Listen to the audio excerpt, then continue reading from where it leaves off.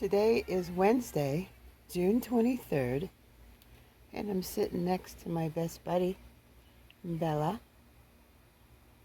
Hello. And my other buddy over there. And we have a lot of booms to talk about today. So today's episode is called Sing Like a Bird, because we have a lot of information coming out, whistleblowers singing their little hearts out like the birds that are in my yard right now, and the dogs.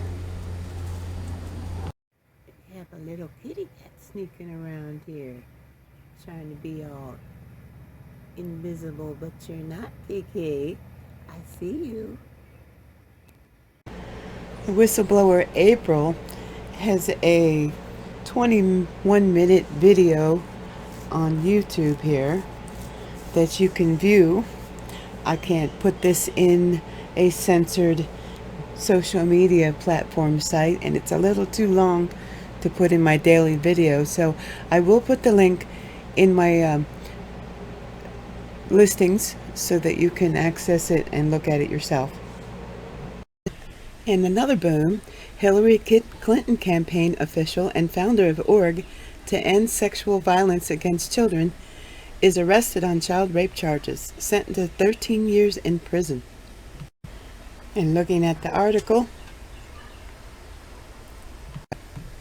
Joel Davis was a Hillary Clinton campaign official and founder of the organization Youth to End Sexual Violence. Joel was arrested in 2018 after engaging in sex with a child. Davis had over 3,700 images and more than 330 videos, and including numerous images, who had not attained 12 years of age. You sick pervert. He was sentenced to 13 years this week at the Department of Justice for child pornography, enticing a minor to have sex. And the Southern District of New York announced that he was sentenced to, wow, they put it in months, 156 months, 60 months, for possession of child pornography, and 60 months for distribution, wow, and receipt of child pornography, all to be served concurrently. And he pled guilty on January 16th, who also imposed the sentence.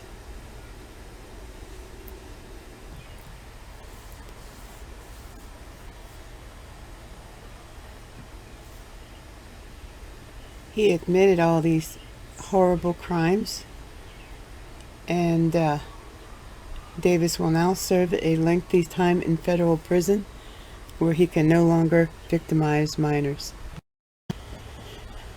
And then a whistleblower for Bill Gates. Today will be a historical moment when this whistleblower comes in for an interview and talks about how he was offered an astronomical amount. And I'll play the video. We'll go into it that way. This video is from The Real Stu Peters. This is his channel. I'm going to play this, but I'm not going to play the whole thing. I'm going to play the part we want to hear. Vaccines, John McGreedy is going to be on today. I had an incredible hour-long conversation with him last night, and I am 100% confident in saying that today is going to be an historical moment.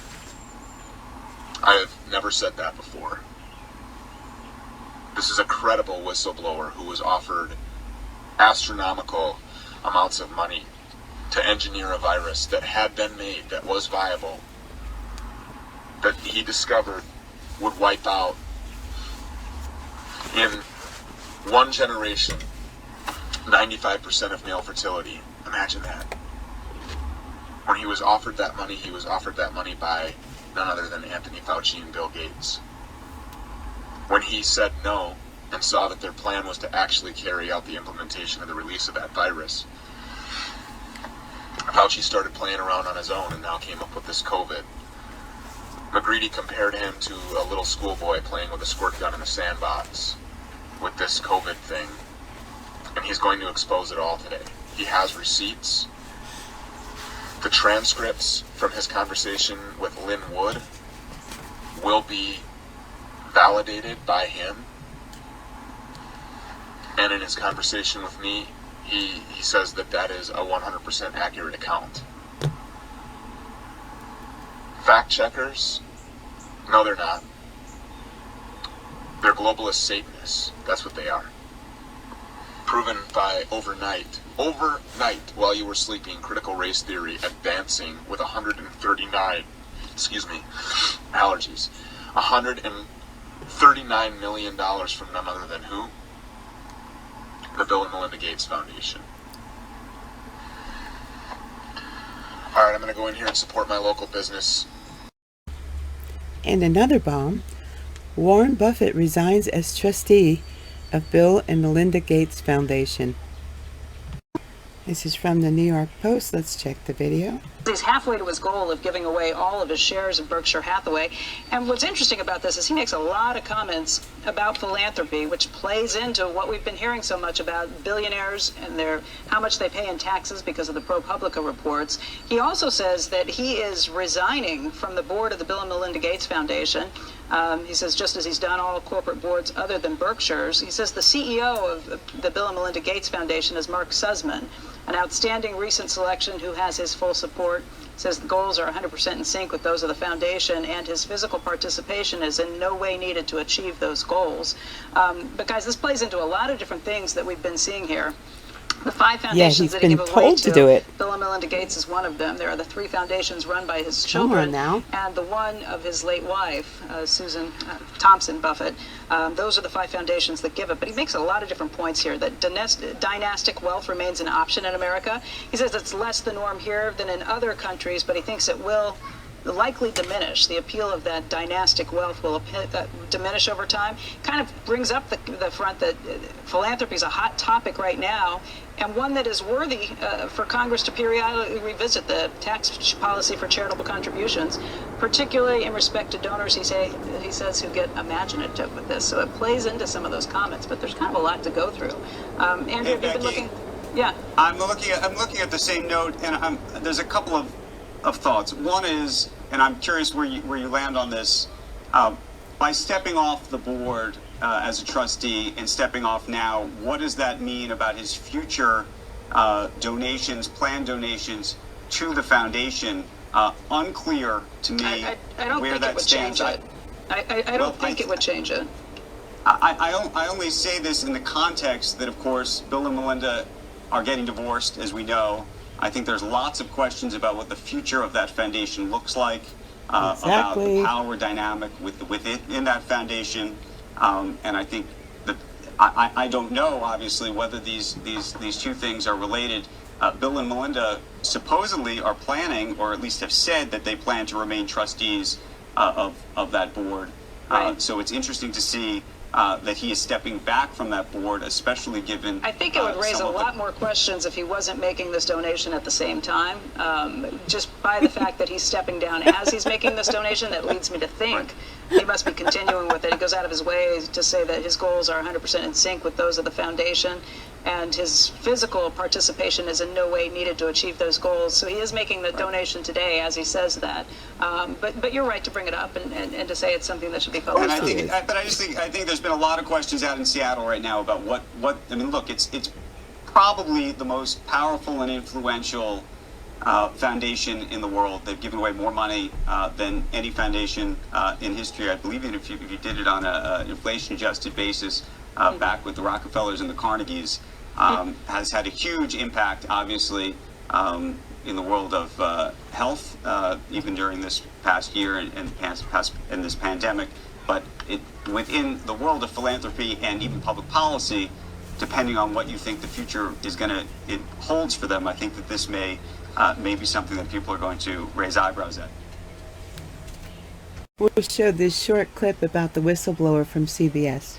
Telling me you're 100% certain that CBS News Corporation, National, staged a fake event. They faked the news. They faked the reality and broadcasted that to all of their audience last Friday on CBS This Morning. 100%, absolutely. Well, we knew they were coming. We had no clue that we were going to have to, do fake patients. They also can't expand testing because of recent staffing cuts. It always seems to go back to the testing. Thank you very much. That was Adriana Diaz reporting. All right, we're going to plow through this, hoping that the background noise isn't too annoying. But this article came out earlier this morning, before we heard the other breaking news, and it said that Spain agreed to extradite John McAfee, to U.S. on tax evasion charges. Now, he was arrested in the country in October for allegedly failing to pay taxes on years of income. He was hit with a 10-count indictment in the Western District of Tennessee for allegedly dodging taxes on millions of dollars from 2014 to 2018, according to prosecutors. He was 75, earned the income through speaking engagements, selling the rights to a story for a documentary, doing consulting work, and promoting cryptocurrencies online. Prosecutors charged at the time.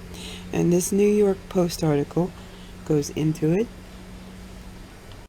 And here we are checking out the article. There's a picture of him.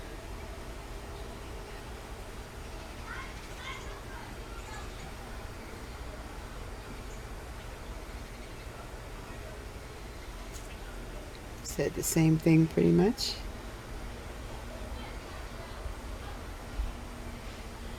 He claims the charges against him were politically motivated and he has the right to fight the extradition. So in March he was charged in Manhattan federal court for running two schemes to bulk crypto investors out of about 13 million. In that case, McAfee, a co-conspirator, Jimmy Watson, allegedly brought up large quantities of cryptocurrency called altcoin and inflated the value of it by publishing it on his wildly popular Twitter feed.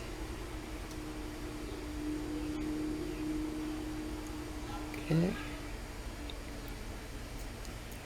Then they sold off the product, earning about $2 million in the pump and dump scheme. Prosecutors charged. In the second ruse, McAfee and his team took money from startup cryptocurrency issuers to tout events called initial coin offerings. Prosecutors charged. But you know, this sounds like so much more. And in breaking news, software creator John McAfee found dead in his prison cell in Spain in an apparent suicide. Today, June 23rd at 2:36 p.m., this was published. John McAfee, an eccentric software creator, found dead in his prison cell in apparent suicide. This was one of John's last tweets before he died. The U.S. believes I have hidden crypto. I wish I did, but it has dissolved through the many hands of Team McAfee. Your belief is not required, and my remaining assets are all seized. My friends evaporated through fear of association. I have nothing, yet I regret nothing. And that was on June 16th.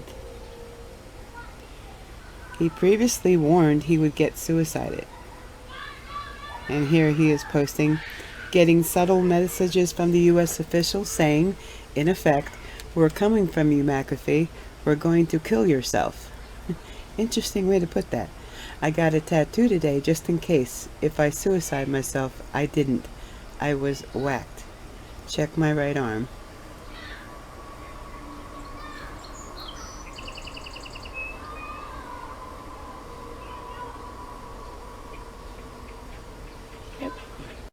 And then, in an interesting turn of events, it was discovered on the Instagram account of the official John McAfee. He made a post at 4:10 p.m. today. That was after his announcement of suicide. And the image on the post is on the screen.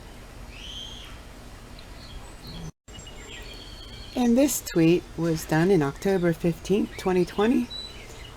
I'm content in here. I have friends. The food is good. All is well. Know that if I hang myself, a la Epstein, it would be no fault of mine. And this tweet was from June 9, 2019. I've collected files on corruption in governments. For the first time, I'm naming names and specifics. I'll begin with a corrupt CIA agent and 2 Bahamian officials coming today. If I'm arrested or disappear, 31 plus terabytes of incriminating data will be released to the press. The deep state is a conspiracy theory it's defined as the people within the U.S. government and military who are in secret control of government policy. Secret? Please, people. The deep state is those people within the U.S. government that are career employees that cannot be fired by people that we elect by the Congress or the President.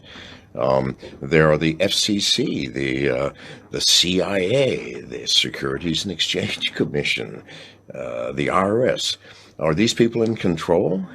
Can they enact laws? Fuck yes. They're called regulations.